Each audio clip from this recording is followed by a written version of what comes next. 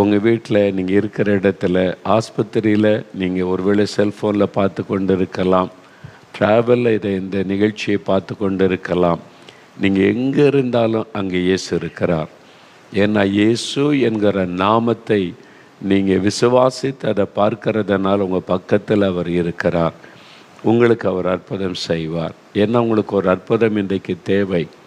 யாரோ ஒருவருக்கு விடுதலை தேவை, இன்றைக்கு உங்களுக்கு விடுதலை தருவார்.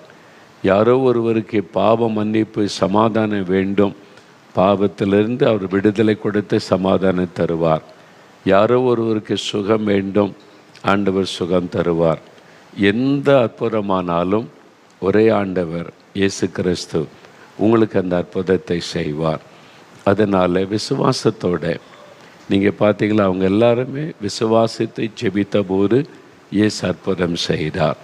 அதனால் விசுவாசத்தோட இயேசு என்னையும் நேசிக்கிறார், எங்கள் வீட்டில் என் பக்கத்தில் இயேசு இருக்கிறார், என் ஜெபத்தை அவர் கவனிக்கிறார்னு விசுவாசித்து, என் ஜெபத்துக்கும் இயேசு பதில் தருவார் என்று விசுவாசித்து, இயேசுவேன்னு அவருடைய பெயரை சொல்லி கூப்பிட்டிங்கன்னா அற்புதம் நடக்கும்.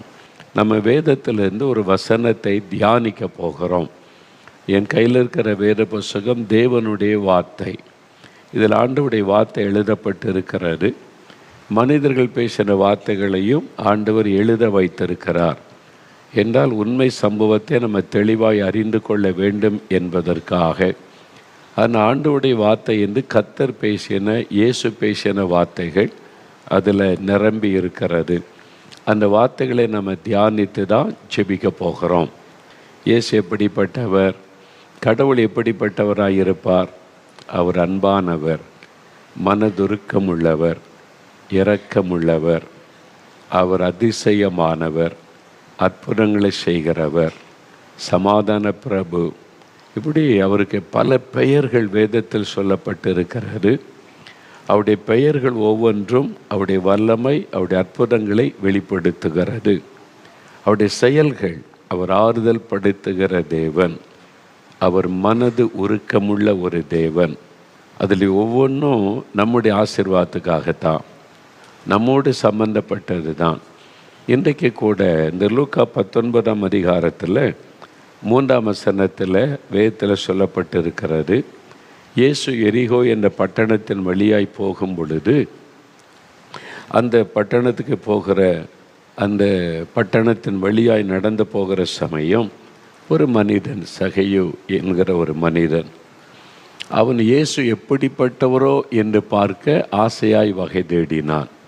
அவரை பற்றி நிறைய கேள்விப்பட்டிருந்தான். எல்லாரும் சொன்னாங்க, இப்போ நீ கேள்விப்பட்டீங்கல்ல, இயேசு அற்புதம் செய்கிறார், சுகம் கொடுக்கிறார், விடுதலை கொடுக்கிறார்னு அவன் நிறைய கேள்விப்பட்டிருந்தான். அவனுக்குள்ளே என்ன ஆசை வந்தது, நானே அவரை பார்க்கணும், அவர் எப்படிப்பட்டவர் என்று சொல்லி அப்படின்னு ஒரு ஆசை அவனுக்குள்ளே வந்தது. அதனால் அவரை பார்க்க வகை தேடி, அவன் குள்ளனாக இருந்ததுனால ஜனக்கூட்டத்துக்குள்ளே பார்க்க முடியலை. அதனால் இயேசு இந்த வழியாக தானே வருவாருன்னு ஒரு மரத்து மேலே ஏறி உட்கார்ந்து அவரை பார்க்க ஆசையாக இருந்தான். இயேசு அவனை பெயர் சொல்லி அழைத்து, உன் வீட்டில் நான் தங்கணும், சகைவை வா என்று சொல்லி அவன் வீட்டுக்கே போயிட்டார். அவனுக்கு ரொம்ப ஆச்சரியம், சந்தோஷம். என் பேர் அவருக்கு தெரியுது, என் வீட்டுக்கு வரேன்னு வர சொல்கிறாரு, இவர் ஆச்சரியமானவர் தான் என்று மகிழ்ச்சியோடு அழைத்து கொண்டு போனான். அப்போது ஜனங்கள்லாம் சொல்கிறாங்க, இந்த ஊரிலேயே இவன் தான் பாவி, இந்த ஊரிலேயே மோசமான ஆள் இவன் தான். பணம் பணம் பணம்னு பணத்தை சம்பாதிச்சு வச்சுருக்கிறான், பதவியை தப்பாக பயன்படுத்துகிறான், வரி வசூலி. அவன் வந்து சீஃப் டேக்ஸ் கலெக்டர், வரி வசூலிக்கிறவன், அரசாங்கத்துக்கு வரி வசூல் பண்ணி கொடுக்கிறவன், அதில் மக்களை கசைக்கு பிழிஞ்சு ஏமாத்துகிறவன் என்று அந்த ஊரில் ஒருத்தன் அவனை மதிக்க மாட்டாங்க, நேசிக்க மாட்டாங்க. அதனால் ஊர் மக்கள்லாம் சொல்கிறாங்க, போயும் இவன் வீட்டுக்காக இயேசு போகிறாரு, இவன் தான் எங்கள் ஊர்லேயே பாவியான மனிதன். ஊர் மக்கள் சொல்கிறாங்க, பைபிளில் எழுதி இருக்கிறாரு. அப்போது இயேசு ஒன்றுமே சொல்லலை. இயேசு பாவிகளின் சிநேகிதர் என்று அழைக்கப்பட்டார். அவர் மேலே சுமத்தப்பட்ட ஒரு குற்றச்சாட்டு அதுதான். இவர் என்ன பாவிகளோடு உட்காந்து சாப்பிட்றாரு, பாவிகள் துன்மார்க்கர் அவங்க கூட உட்காந்து ஃப்ரெண்ட்ஷிப் வச்சுருக்கிறாரு, பாவிகளுக்கு நண்பராக இருக்கிறாருன்னு. இயேசுக்கு அப்படி ஒரு குற்றச்சாட்டு சொல்லப்பட்டது. அவர் பாவிகளின் சிநேகிதர் என்று சொல்லப்பட்டார். நீங்கள் பாவி, நான் தகுதியே இல்லை, நான் கடவுள் என் வீட்டுக்கு வர்றதுக்கு நான் அவரை கூப்பிடக்கூட அருகதில்லைன்னு நினைக்கிறீங்களா? அவர் உங்களை ரொம்ப நேசிக்கிறார். உங்கள் ஃப்ரெண்டாக அவர் உங்களை நினைப்பார். பாவிகளின் சிநேகிதர் அவர். அந்த ஊரே சொல்லிடுவன் பாவின்னு சொல்லி அவன் வீட்டுக்கு இயேசு போகிறேன்னு சொல்லி போகிறார். அவன் மனம் திரும்புகிறான், தன் பாவத்தை அறிக்கையிடுகிறான். என் ஆஸ்தி இதுவரைக்கும் எனக்கு நீ ஆஸ்தியாக சேர்த்தேன், நான் இனிமேல் ஏழைகளுக்கு பாதியை கொடுத்துட்றேன், யார்கிட்டையாவது அநியாயமாய் வாங்கியிருந்தால் நாளத்தனை திரும்பி கொடுக்குறேன் அப்படின்னு சொல்கிறான். எல்லாருக்கும் மத்தியில் ஊருக்கு நடுவில் இயேசு அவனை பார்த்து, சகையுங்க வா, பாதியை சொத்தை ஏழைகளுக்கு கொடு, நிறைய பேர்ட்ட அநியாயமாக வாங்கியிருக்கல, நாளத்தனை திரும்பி கொடு அப்படின்னு இயேசு சொல்லலை. இயேசுடைய பிரசன்னமே அவன் வாழ்க்கையை மாற்றினார். அதான் இயேசு. அவருடைய பரிசுத்த பிரசன்னமே நம்முடைய வாழ்க்கையிலே பரிசுத்தத்தை கொண்டு வரும். அதான் உண்மையான ஆண்டவர் செய்கிற ஒரு காரியம். பாருங்கள், இயேசு கிறிஸ்துவுடைய பிரசன்ன மாற்றத்தை கொண்டு வந்தது. இப்போ இந்த சம்பவத்தில் இயேசு எப்படிப்பட்டவர், இதில் ஒரு காரியம் சொல்லப்படுகிறது பாருங்கள். இயேசு எப்படிப்பட்டவர் என்று 10வது வசனம், லூக்கா 19:10 இழந்து போனதை தேடவும் ரட்சிக்கவுமே மனுஷகுமாரன் ஆகிய இயேசு நான் வந்திருக்கிறேன் என்பதாக ஆண்டு சொல்லுகிறார். அதாவது இழந்து போனதை தேடி ரட்சிக்கிறவர் ஆண்டவர் இயேசு. எப்படிப்பட்டவர்? இழந்து போனதை தேடி வந்து ரட்சிக்கிறவர். உங்களை தேடி வந்திருக்கிறார். இன்றைக்கி உங்கள் வீட்டுக்குள்ளே நீங்கள் இருக்கிற இடத்துல உங்களை தான் தேடிக்கிட்டு இருக்கிறார். குடிச்சு வாழ்க்கையை கெடுத்து கொண்டு அவமானத்தோடு உட்கார்ந்துருக்கீங்களே, உங்களை தான் அவர் தேடுகிறார். ரகசியமாக பாவத்தில் மதுபானத்திற்கும் போதை வசதிகளுக்கு அடிமைப்பட்டு வெளியே தெரியாமல் குற்ற மனசாட்சியோட பயத்தோடு உட்கார்ந்துருக்கீங்கள, உங்களை தான் அவர் தேடி வந்திருக்கிறார். நிந்தைகள், அவமானம், வியாதி, வேதனை, வாழ்க்கையை முடிஞ்சு போச்சு, நீ செத்து போனால் நல்லதுன்னு நினைத்து கொண்டிருக்கீங்கல்ல, உங்களை தேடி வந்திருக்கிறார். இழந்து போனதை தேடி ரட்சிப்பதற்கு வந்தவர் இயேசு கிறிஸ்து. அவர் இந்த உலகத்தில் கடவுள் ஒருவர் சேரக்கூடாத ஒளியில் வாசம் பண்ணுகிறவர், மனிதரில் ஒருவரும் கண்டிராதவர், காணக்கூடாதவர் என்று 1 தீமோத்தேயு 6:14 பைபிளில் ஆண்டவரை பற்றி எழுதியிருக்கிறாரு. அவ்வளோ பெரிய தேவன், அவரை யாரும் மனுஷன் தன்னுடைய மாம்ச கண்ணால் பார்க்க முடியாது. அவ்வளவு பிரகாசமான வெளிச்சம், ஆவியாயிருக்கிறவர். அப்போ மனிதனுக்கு தன்னை வெளிப்படுத்த வேண்டுமானால் நம்மை போல சாதாரண மனிதனாக வந்தாதான் மனிதர்கள் அவரை நெருங்க முடியும். அதுக்காகத்தான் தன் மகிமையை துறந்து ஏழ்மை கோலம் எடுத்து இந்த உலகத்தில் சாதாரண மனிதனாக வந்தார் என்று அவரை குறித்து வேதத்தில் சொல்லப்பட்டிருக்கிறார். ஏன் அவர் இந்த உலகத்தில் வந்தார்? பல காரியங்கள் அவரை குறித்து நீங்கள் வாசிக்க முடியும். 1 தீமோத்தேயு 1:15 வாசித்தால், பாவிகளை ரட்சிக்க கிறிஸ்து இயேசு உலகத்தில் வந்தார், பாவிகளை ரட்சிக்க அப்படின்னு ஒரு வசனம் சொல்லுகிறாரு. 1 யோவான் 3:8 பைபிளில் சொல்லி இருக்கிறாரு, பிசாசின் கிரியைகளை அழிக்கும்படி இயேசு வெளிப்பட்டார். அவனுடைய கிரியைகளை அழிச்சதுனால தான் பார்த்தீங்களா பிசாசு பிடியிலேருந்து விடுதலை கொடுக்குறார்ல. அவர் வந்து அவனுடைய கிரியைகளை அழித்தார் என்பதாக வேதத்திலே பார்க்கிறோம். மத்தேயு 20:28 சொல்லுகிறார், நான் ஜனங்களை மீட்கும்படி என் உயிரை கொடுக்க வந்தேன், என் ஜீவனை கொடுக்க வந்தேன். மரிப்பதற்காகவே பிறந்தவர் இயேசு. அவர் பிறக்கிறதுக்கு முன்னால் 600 வருஷத்துக்கு முன்னாலேயே கடவுள் மனிதனாய் வருவார், அவர் கன்னியின் வயிற்றில் பிறப்பார், அவர் பாடுபட்டு நமக்காக இரத்தம் சிந்தி மரிப்பார் என்று பைபிளில் சொல்லப்பட்டிருக்கிறது, தீர்க்க தரிசனமாக முன்கூட்டியே. அப்போ மரிப்பதற்காகவே பிறந்தவர் இயேசு. எதுக்கு கடவுள் வந்து மரிக்கணும்? அதுதான் நீங்கள் கவனமாக கேளுங்க, உங்களுக்கு நான் சொல்லுகிறேன். அப்போ அதுக்கு தான் இயேசு கிறிஸ்து இந்த உலகத்தில் வந்தார். அதில் ஒரு காரியம்தான் இந்த வசனம் என்ன சொல்லுங்க, இழந்து போனதை தேடி ரட்சிக்கும்படிக்கு வந்தார். என்ன இழந்து போனார்? ஆண்டவர் இந்த உலகத்தை சிருஷ்டித்த போது வேதத்தின் முதல் புஸ்தகம் ஆதியாகமத்தில் எப்படி இந்த உலகத்தை ஆண்டவர் உண்டாக்கினார், முதல் மனிதனாகிய ஆதாமையும் ஏவாளையும் உண்டாக்கி ஆண்டவர் அவளை ஏதேன் என்கிற தோட்டத்திலே வைத்திருந்தார். மனிதனுக்கு எந்த குறையும் இல்லை, எந்த பயமும் இல்லை, வியாதி இல்லை, வேதனை இல்லை, மரணம் இல்லை, பயம் இல்லை, சந்தோஷமாக வாழணும், இவங்க ஏன் பிள்ளைங்க அப்படின்ற ஒரு பாசத்தோடு தான் ஆண்டவர் மனிதனை அந்த ஏதேன் தோட்டத்திலே வைத்தார். அப்போ மனிதனுக்கு எந்த குறைவுமே கிடையாது. சந்தோஷம், சமாதானம், ஆரோக்கியம், மகிழ்ச்சி, ஒரு சந்தோஷமாக வாழ்ந்து கொண்டிருந்தாங்க. ஆண்டவரே அவங்களோட பேச தினமும் இறங்கி வருவார். தினம் வந்து அவங்களோட பேசுவார், நடப்பார். என் பிள்ளைகளே என்று பேசுவார். அவங்க தகப்பனை போல நேசித்து அவரை கருத்தை பிடித்து கொண்டு நடப்பாங்க. எவ்வளோ சந்தோஷமான ஒரு வாழ்க்கையை மனிதனுக்கு அமைத்து கொடுத்தார். ஆனால் பிசாசு என்கிறவன், சாத்தான் என்று பிசாசு என்று சொல்லுகிறவன், ஏமாற்றி வஞ்சித்து, ஏவாளை வஞ்சித்து பாவம் செய்ய வைத்து விட்டான். கீழ்ப்படியாமையே செய்ய பண்ணிவிட்டான். அது தேவனை துக்கப்படுத்தி விட்டார். பாவம் தேவனை விட்டு நம்மை பிரித்து விடும். பாவம் சின்ன பாவம் பெரிய பாவம்லாம் கிடையாது. பாவம்தான். அது மனிதனை தேவனை விட்டு பிரித்து விடும். என்னால் அவர் பரிசுத்தமுள்ள ஒரு தேவன். அப்போ இவங்க பாவம் செய்த பிறகு இழந்து போனார்கள். மனுக்குலம் இழந்து போன நிறைய காரியம். முதலாவது, தேவனோடு உள்ள ஐக்கியத்தை மனிதன் இழந்து விட்டான். இனி ஆண்டவரோடு ஐக்கியப்பட முடியல, ஆண்டவருடைய கையை பிடிச்சிட்டு நடக்க முடியலை. பாவம் செய்ததுனால பிரிவினை வந்து விட்டது. தேவனோடு உள்ள ஐக்கியத்தை மனிதன் இழந்து விட்டான்.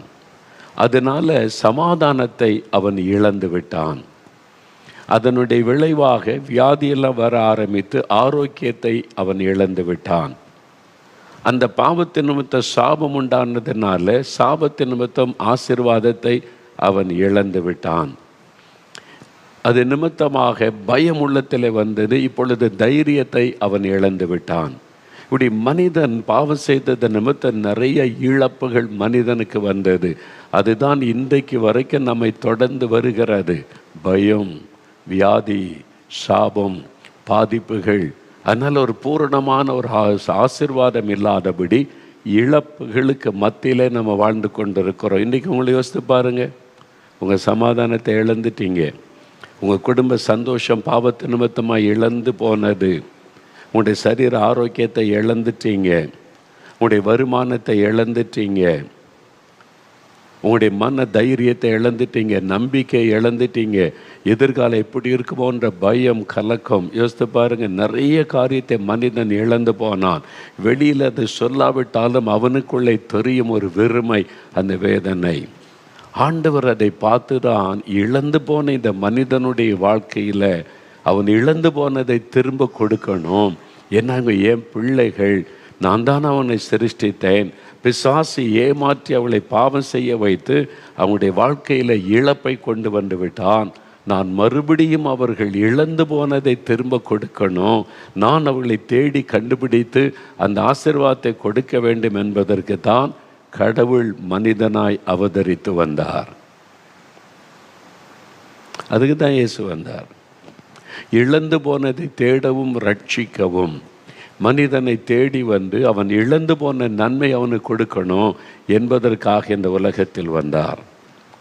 அவர் வந்து தான் இந்த உலகத்தில் ஒரு ஊழியம் செய்த நாட்களில் பாருங்களேன். இயேசு ஊழியம் செய்த நாட்களில் ஒரு பாவியான பெண் வருகிறாள். அது லூக்கா 7 அதிகாரத்தில் எழுதி இருக்கிறாரு. அவள் சந்தோஷத்தை இழந்துட்டா, சமாதானத்தை இழந்து விட்டாள், பரிசுத்தத்தை இழந்து விட்டாள். ஆண்டவருடைய பாதத்தில் விழுந்து அழுகிறாள். அவள் இழந்து போன அந்த பரிசுத்தத்தை, அவள் இழந்து போன சமாதானத்தை ஆண்டவர் அவளுக்கு கொடுத்து அவளுடைய பாவத்தை மன்னித்து சமாதானத்தோடு அனுப்புகிறார். இழந்து போனதை திரும்ப கொடுத்தார்.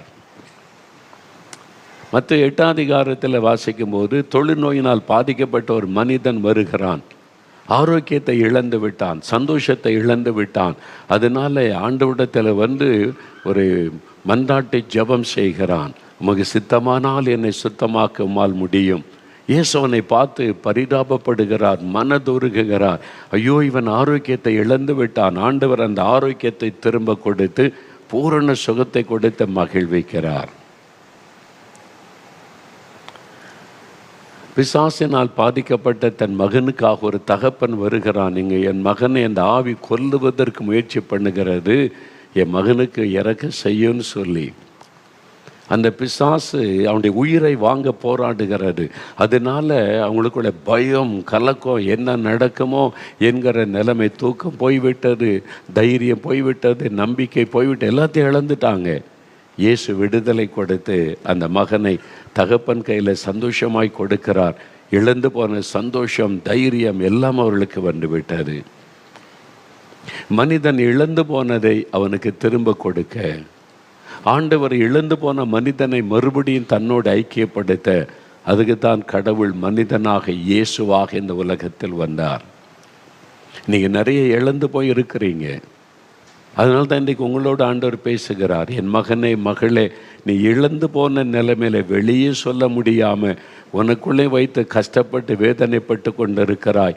உனக்காகத்தான் நான் இந்த உலகத்தில் மனிதனாய் வந்தேன் என்று ஆண்டவர் உங்களோடு பேசுகிறார்.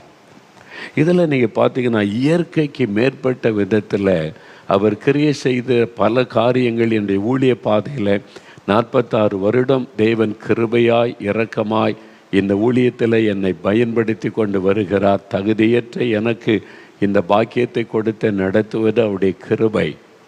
அதில் நிறைய இயற்கைக்கு மேற்பட்ட வித்தியாசமான, நம்ப முடியாத அற்புதமான காரியங்களை நான் பார்த்திருக்கிறேன். அப்படிப்பட்ட மனிதர்களை சந்தித்திருக்கிறேன். அதில் ஒரு அற்புதம் எனக்கு ஞாபகம் வருகிறது. நான் இன்றைக்கு ஜெபம் பண்ணின போது அதை ஆண்டவர் ஞாபகப்படுத்தி அதை வைத்து தான் உங்களோடு பேசும்படி எனக்கு கட்டளையிட்டார். அப்போது ஒரு மனிதன் இழந்து போனான். நாகர்கோவில் என்று ஒரு பட்டணம் இருக்கிறது. கன்னியாகுமரி மாவட்டத்தில் நாகர்கோவில் என்கிற பட்டணம். சில ஆண்டுகளுக்கு முன்பாக நடந்த உண்மை சம்பவம் இது. அங்கே ஒரு மனிதன், அவனுக்கு மனைவி 2 பிள்ளைகள்லாம் இருந்தாங்க. அவர் வேலை செய்து கொண்டு சம்பாதித்து கொண்டு குடும்பம் நல்லாய் போய்கொண்டு இருந்தது. திடீரென்று நண்பர்களோடு சென்று குடிக்க ஆரம்பித்தார். மதுபானம், டாஸ்மாக் கடை வந்துட்டுல மதுபானம் நல்ல ஈஸியாக கிடைக்கிறதில்ல, குடிக்க அடிமையாக்கி விட்டார். அந்த பாவம் அவரை அடிமையாக்கி விட்டார். குடித்து குடித்து குடித்து பாவம் அடிமையாக்குனதுனால சந்தோஷம், மெய்யான சமாதானத்தை இழந்துட்டார். அவர் குடிச்சிட்டு வந்து மனைவி அடிக்கிறாரு, குழந்தைகள் அடிக்கிறாரு. ஏன்னா அந்த அந்த மதுபானம் ஒரு மனிதனை மிருகத்தை போல மாற்றி விடுகிறாரு. தன் மனைவி பிள்ளைகளை கூட நேசிக்க விடாமல் செய்து விடுகிறாரு. எவ்வளோ நாள் அவங்க பொறுத்துக்கிட்டு இருப்பாங்க? அடி வாங்கி கொண்டு, சின்ன பிள்ளைகளும் பயந்து கொண்டு, எதுக்கு இந்த அப்பாண்டி பிள்ளைகள் கேட்கக்கூடிய அளவுக்கு அவர் நடந்து கொள்ளுகிறார். சம்பாதிக்கிற பணத்தை வீட்டுக்கு கொண்டு வருவதில்லை. குடித்து மதுபான போதையில் வர்றது, பணமும் கொடுக்கறதில்லை. அடியும், மனைவி பிள்ளைகளை அடிப்பது. அந்த பிள்ளைகள் எப்படி தாங்குவாங்க யோசிங்க. பொறுத்து பொறுத்து பார்த்தாங்க, சமாளிச்செல்லாம் பார்த்தாங்க. அதுக்கு மேலே சமாளிக்க முடியலை. அதனால் அடியும் தாங்க முடியலை, சாப்பாட்டுக்கும் வழி இல்லை. அதனால் அந்த மனைவி இவரோடு வாழ முடியாதுன்னு சொல்லி தன் பிள்ளைகளோடு தாய் வீட்டுக்கு போயிட்டாங்க. அவங்க அப்பா அம்மா வீட்டுக்கு போயிட்டாங்க. அங்காவது என் பிள்ளைகள் சாப்பிடட்டும், இவருக்கு சாப்பாடு கூட கொடுக்கறது இல்லையேன்னு சொல்லி. இப்போது அவர் தன்னுடைய குடும்பத்தை இழந்து விட்டார். தன்னுடைய மனைவி பிள்ளைகளை இழந்துட்டார், தனியாக இருக்கிறார். ஆரம்பத்தில் ரொம்ப சந்தோஷம். முன்னால் மனைவி வந்து திட்டுவாங்க, பேசுவாங்கன்னு பயந்துக்கிட்டு இருந்தாரா? இப்போ யாரும் கண்ட்ரோல் கிடையாது. இஷ்டப்படி குடிக்கலாம், இஷ்டப்படி வரலாம் போகலாம். கொஞ்ச நாள் அது நல்லா தெரிஞ்சது அவருக்கு. அதனால் குடிச்சிட்டு வர்றது, எல்லாம் சம்பாதிக்கிற பணத்தெல்லாம் அதில் செலவு பண்ணிட்டு வர்றது, இப்போ யாரும் கேட்குறக்கு இல்லையா? இது கொஞ்ச நாள் அப்படி இருந்தது, அவ்வளோதான். இப்போ வேலைக்கு ஒழுங்காக போகிறதில்லை. இப்போ சரீரம் பாதிக்கப்பட்டு விடுது. குடித்து இப்போ ஆரோக்கியத்தை இழந்து விட்டார். அவருடைய சரீர ஆரோக்கியம் போய்விட்டார். இப்போ வேலை செய்ய முடியல. குடித்த போதையில் இருந்து வேலைக்கு ஒழுங்காக செய்ய போகலை. அவங்க பார்த்தாங்க, நீ லாய்க்கு இல்லை வேலைக்கு, அதனால் வேலையை விட்டு ஒன்று நிறுத்திடுறோன்னு வேலை போய்விட்டார். வேலையை இழந்து விட்டார். பாருங்கள், ஒன்று இழந்து பாவம் ஒரு மனிதனுக்குள்ளே இழப்பை கொண்டு வரும். சமாதானத்தை இழந்தார், குடும்பத்தை இழந்தார், மனைவி பிள்ளைகளை இழந்தார், சரீர ஆரோக்கியத்தை இழந்தார். இப்போ வேலையை இழந்து விட்டார், சம்பாத்தியம் இல்லை, என்ன செய்வது? இப்போ நம்பிக்கை இழந்து விட்டார், இனி வாழ முடியாது. மதுபானம் இல்லாமல் இருக்க முடியல, மதுபானம் வாங்கிறதுக்கு காசும் இல்லை, இனி என்ன செய்கிறது? எல்லாத்தையும் இழந்து தனித்து நிற்கிற நிலைமை. அப்படி இழந்து போன நிலைமையில் ஒரு நாள் காலையில் அவர் எழுந்து உட்கார்ந்து யோசித்து பார்த்தார். நான் இப்படி குடிச்சு என் நிம்மதியும் போச்சு, என் மனைவி பிள்ளைகள் நிம்மதியும் போச்சு, அவங்களும் என்னை விட்டு போயிட்டாங்க. அப்புறம் சரீரமும் கெட்டு போய் வியாதியாகி விட்டார், வேலையும் போய்விட்டார், சமுதாயத்தில் மரியாதையும் போய்விட்டார். யார் மதிப்பா? மனைவி பிள்ளைகளை அடித்து வரட்டிட்டு இப்படி இருக்கடான்னு சொல்லிட்டு யார் அவரை மதிப்பாங்க? அக்கம் பக்கத்தில் மரியாதையும் போய்விட்டார், எல்லாத்தையும் இழந்துட்டார். இனி என்ன இருக்குது வாழ்வதற்கு? செத்து போயிடலாம், என் வாழ்க்கை இப்படி ஆயிட்டே அப்படின்னு சொல்லி தன்னை கொஞ்சம் உணர்ந்தார். நான் இந்த தப்பு பண்ணிட்டேன், இந்த மாதிரி பாவத்தில் விழுந்துட்டேன், அதனால தான் இவ்வளோ பெரிய பாதிப்பு, இனி என்ன செய்ய முடியும்? எல்லாத்தையும் இழந்துட்டேன், இனி சரிப்படுத்த முடியாது, அவ்வளோதான், அதனால் நான் மறித்து தான் போகணும் அப்படின்னு சொல்லி அந்த காலை நேரத்தில் அப்படி தனியாக வீட்டுக்குள்ளே உட்கார்ந்து யோசித்து கொண்டு இருந்தபோது ஒரு சத்தம் அப்படி காதில் கேட்டார். அதான் சொன்ன, இயற்கைக்கு மேற்பட்ட விதத்தில் இதே மாதிரி சில சம்பவங்கள் நடந்ததை நான் பார்த்துருக்கிறேன். ஒரு சத்தம் அவருடைய காதில் கேட்குது. என்ன சத்தம் கேட்கிறது? வானத்தின் வாசலுக்கு போ அப்படின்ற ஒரு சத்தம். வானத்தின் வாசலுக்கு நீ போ அப்படின்ற ஒரு சத்தம் கேட்குது. வானத்தின் வாசலா? அது என்னது? காது தெளிவாக காதில் கேட்குது அந்த சத்தம். மனசில் கேட்டதில் காதில் அந்த சத்தம் கேட்குது, வானத்தின் வாசலுக்கு போ என்பதாய். ஏதோ ஒரு சத்தம் கேட்குது, வானத்தின் வாசலுங்குது. அது என்னது? அவர் பைபிள் வாசிக்கிறதில்ல, ஜெபிக்கல, ஒன்றும் தெரியாத வசனமும்.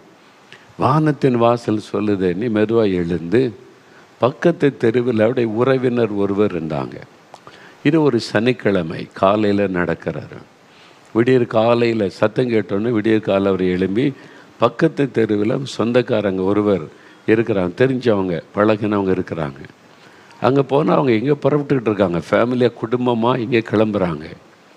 இவர் போய் நின்றுட்டு இவரை பார்த்த உடனே அவங்களும் துக்கப்பட்டாங்க, இந்த மாதிரி ஆயிட்டப்பான்னு சொல்லி.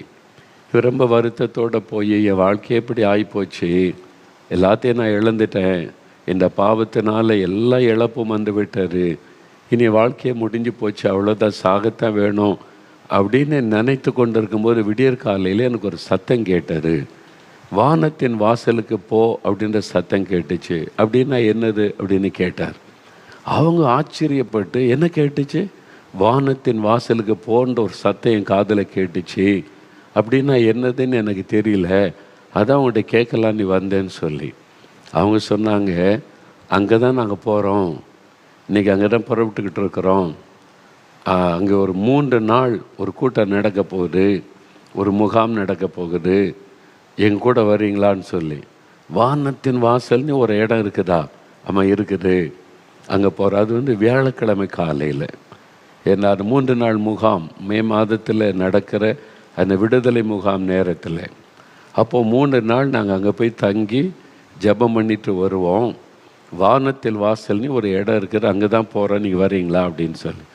இவருக்கு ஆச்சரியம், என் காதில் வானத்தின் வாசலுக்கு போன்னு சத்தம் கேட்குது, இவங்க வானத்தின் வாசலுக்கு புறப்பட்டுக்கிட்டு இருக்கிறாங்க, அப்படி ஒரு இடம் இருக்குதுன்னு சொல்கிறாங்க.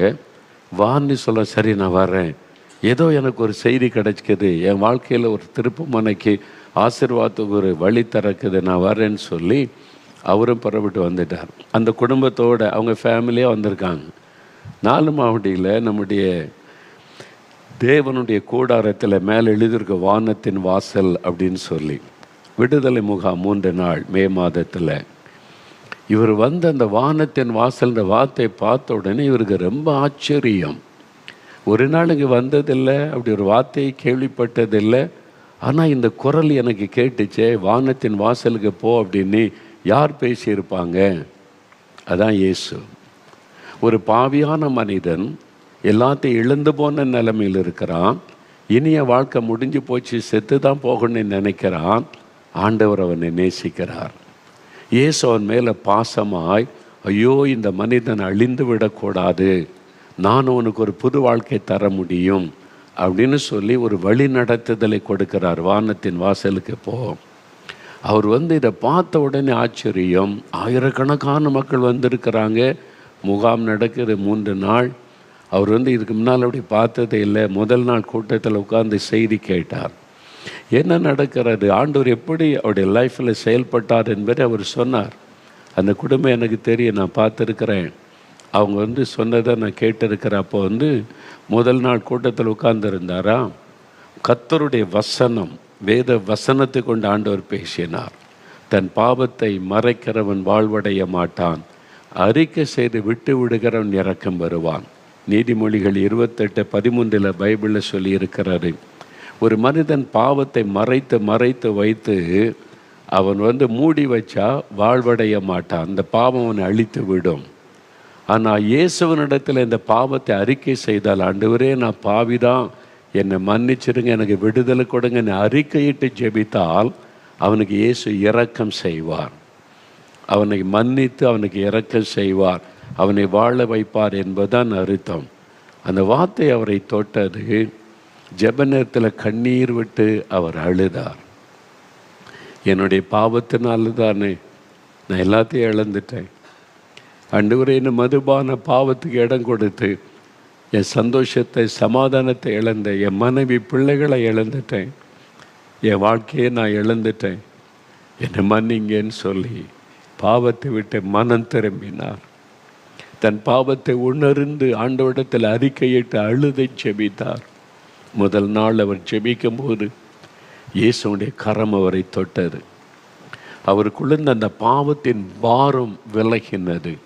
இப்போ சொன்னாங்கல்ல, அந்த சகோதரர் எனக்குள்ள ஏதோ வெளியேறி போச்சு, அதான் அந்த பாரம் அவர் விட்டு விலகினது. பாவத்தின் பாரம் அவரை அழித்து கொண்ட இந்த பாவத்தின் பாரம் விலகி ஒரு சந்தோஷம், ரட்சிப்பின் சந்தோஷம். அதுக்கு பேர் தான் பாவ மன்னிப்பின் சந்தோஷம், ரட்சண்ய சந்தோஷம்னு பைபிளில் சொல்லி இருக்கிறது. அதுதான் மெய்யான சமாதானம். அந்த பாவ மன்னிப்பின் சமாதானம் இயேசு தருவதை நீங்கள் பெற்றுக்கொண்டாதான் அதுதான் உலகம் தர முடியாத, எடுக்க முடியாத மெய்யான சமாதானம். அந்த சமாதானம் உள்ளத்தில் அவருக்குள்ளே தெரிந்தது, என் வாழ்க்கை மாறிவிட்டது. முதல் நாள் ஒரு அற்புதம் நடக்கிறது, அவருடைய லைஃப் சேஞ்ச் ஆகுது. அவர் இழந்து போன சமாதானத்தை ஆண்டவர் திரும்ப கொடுக்கிறார். பாவ மன்னிப்பை கொடுத்து, அந்த ரட்சிப்பின் சந்தோஷத்தை கொடுத்து, இழந்து போன அந்த சமாதானத்தை திரும்ப பெற்றுக்கொள்கிறார். புது மனிதனாய் மாறிவிட்டார். அந்த குடிக்க வேண்டும் என்ற எண்ணம் மறைந்து விட்டது. மதுபானத்தை குறித்த விருப்பம் போய்விட்டது. ஒரு மாற்றம். அதுதான் இயேசு செய்கிற பெரிய ஒரு அற்புதம். ஒரு மனிதனுடைய வாழ்க்கையை மாற்றுவது, அவனுடைய இருதயத்தை மாற்றுவது, சிந்தையை மாற்றுவது, அது இயேசுவால் மட்டும்தான் முடியும். பாவ சிந்தையை மாற்ற முடியும் பிசாசால, பரிசுத்த சிந்தையை மாற்ற இயேசுவால் மட்டும்தான் முடியும். ஆண்டவர் அவரை மாற்றிட்டார். இப்போ பெரிய சந்தோஷம் அவருக்கு. நான் என் பாவத்தெல்லாம் ஆண்டவர் மன்னிச்சிட்டாரு, இனிமேல் நான் குடியில் அந்த சிந்தெல்லாம் போயிட்டு, முதலாவது பெரிய ஒரு சந்தோஷம் வருகிறது. ரெண்டாவது நாள் கூட்டத்தில் முகாம் காலையிலேருந்து மாலை இரவு வரைக்கும் நடக்கும். இப்போ ரெண்டாவது நாள் முகாமில் அவர் அமர்ந்திருக்கும்போது அவருடைய சரீர வியாதியினாலே பாதிக்கப்பட்டிருந்தார். இந்த குடிச்சு பாவத்தினால சரீரத்தில் ஒரு வியாதி உண்டாகி பாதிப்பு உண்டாயிருந்தார். இப்போ ஆண்டவர்கிட்ட ஜெபித்தார், என் பாவத்தை மன்னிச்சிங்கல்ல, என்னுடைய சரீரத்தில் இருக்கிற வியாதியை மாற்றுங்க, எனக்கு திரும்ப இழந்து போன ஆரோக்கியத்தை திரும்ப எனக்கு தாங்க ஆண்டவரே. அவர் ஜெபிக்கிறார். அந்த நாள் கூட்டத்தில் ஜெபிக்கிறார். நாங்கள் அந்த சமயத்தில் எண்ணெய் பூசி ஜனங்களுடைய சுகத்துக்காக ஜெபிக்கிறது உண்டு. அந்த ரெண்டாவது நாளில் அது மாதிரி விசேஷமாக வியாதியஸ்தருடைய சுகத்துக்காக ஜெபிக்கும்போது ஆண்டவருடைய கரம் அவரை தொட்டார். 2000 ஆண்டுகளுக்கு முன்பாக இயேசு மனதுருகி வியாதியஸ்தரை தொட்டு சுகமாக்கின இயேசு இன்றைக்கும் அதே மனதுருக்கத்தோடு ஜனங்களை தொட்டு குணமாக்குகிறார். அவருடைய கையில் அப்படி என்னங்க இருக்குது விசேஷம்னு சொன்னீங்கன்னா, 1 பேதுரு 2:24 வேதத்தில் எழுதி இருக்கிறது, அவருடைய கரத்தில் ஆணி பாய்ந்த தழும்புகள் இருக்கிறது, அவருடைய தழும்புகளால் சுகமாகிறோம். அந்த தழும்புள்ள கரம் தொட்ட உடனே வியாதி நம்மை விட்டு விலகிவிடும். அவர் சிலுவையில் நம்முடைய நோய்களை சுமந்திருக்கிறார்.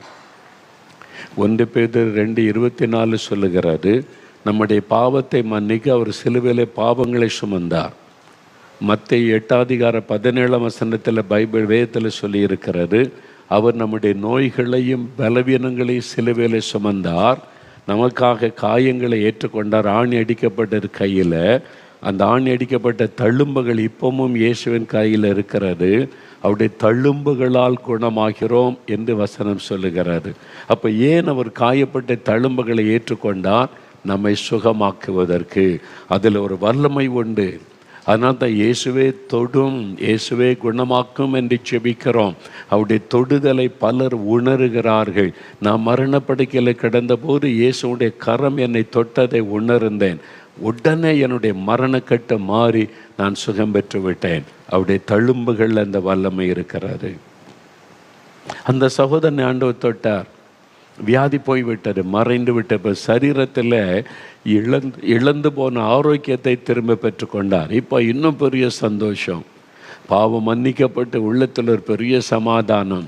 சரீரத்தில் இந்த வியாதி போய்விட்டது, இப்போ நல்ல ஆரோக்கியம், பெரிய சந்தோஷம். அதுதான் இயேசு, அதுதான் இயேசு.